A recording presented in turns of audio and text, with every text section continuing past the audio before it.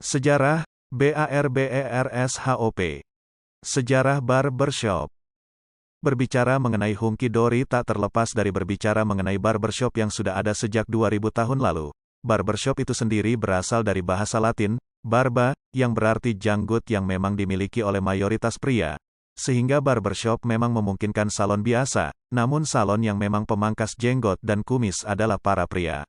Barbershop pertama kali berdiri di wilayah Makedonia, sekitar 400 tahun sebelum Masehi dan menyebar hingga negara Mesir dan beberapa daerah lainnya. Meskipun pertama kali barbershop ada di wilayah Makedonia, namun Roma yang paling mengklaim bahwa bangsa merekalah yang memiliki keahlian dalam mencukur. Zaman dahulu, ternyata para pencukur rambut ternyata bukan hanya bekerja sebatas mencukur rambut namun juga bisa sebagai melakukan operasi bedah kecil seperti yang dilakukan oleh para tabib yang juga memiliki keahlian mencabut gigi dan menyedot darah dengan lintah yang bisa dijadikan sebagai hewan untuk mengobati. Mereka mendapat ilmu tersebut dari para pendeta pada abad pertengahan. Namun sayangnya para pendeta saat itu justru tidak mengobati pasien sebagaimana mestinya sehingga keluarlah peraturan dari Paus yang membolehkan para tukang cukur untuk mengobati para pasien sebagai sanksi kepada 1163 pendeta yang tidak mengoperasi pasien sesuai dengan ilmu bedah, hingga pelayanan kesehatan saat itu dimonopoli oleh para tukang cukur.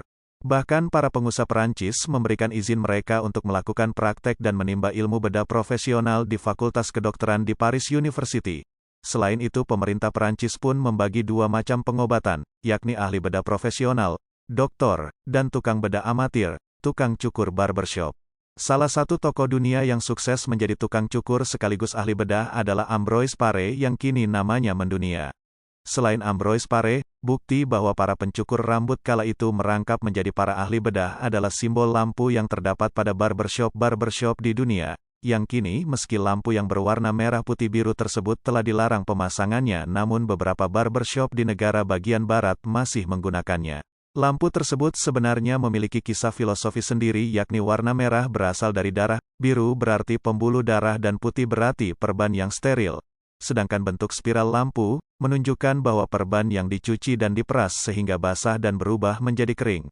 Namun sayang meski tukang cukur saat itu diakui keahliannya dalam membedah namun sejak abad ke-19, kedua profesi tersebut menjadi dipisahkan dan sangat berbeda.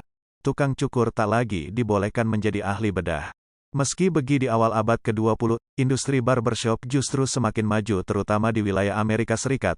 Sehingga di tahun 1920-an, berdirilah dua organisasi formal yang mengatur profesi ini yakni Associated Master Barber of America dan National Association of Barber School.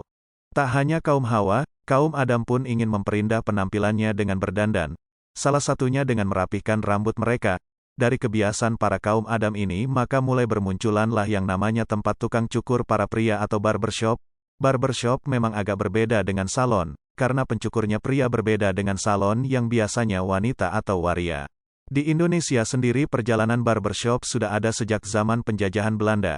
Salah satu barbershop yang melegenda adalah barbershop bernama Kotang yang berada di kawasan Petak 9 yang berada di Jalan Pintu Besar Selatan 3 dekat dengan Pasar Pancoran Glodok Jakarta Barat.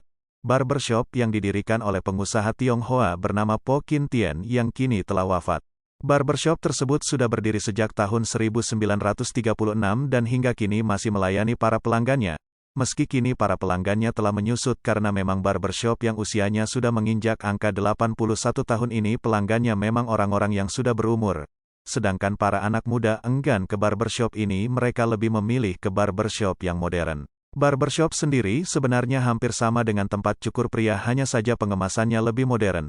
Di tempat tertutup dan ada pelayanan lainnya seperti cat rambut, meluruskan atau mengkeriting rambut hingga memodifikasi bentuk rambut beraneka rupa. Tukang pangkas rambut yang biasanya berada di tempat yang terbuka seperti jalan raya atau di bawah pohon rindang atau lebih dikenal dengan DPR. Biasanya yang memangkas di tempat tersebut adalah kaum marginal bawah. Meski tukang pangkas rambut pria masih banyak beredar namun barbershop juga sama. Namun tempat mereka lebih elit yakni di mal-mal mewah atau memiliki tempat tersendiri. Jasa pemotongan rambut di sana juga lebih mahal dibandingkan di tempat cukur biasa, karena mereka harus membayar uang sewa atau pajaknya. Biasanya tarifnya sekitar Rp100.000 berbeda dengan tarif tukang cukur yang masih puluhan ribu rupiah. Jika melihat peluang usaha pangkas rambut tentunya terbuka lebar di tanah air, karena hampir semua orang membutuhkan jasa potong rambut baik pria maupun wanita.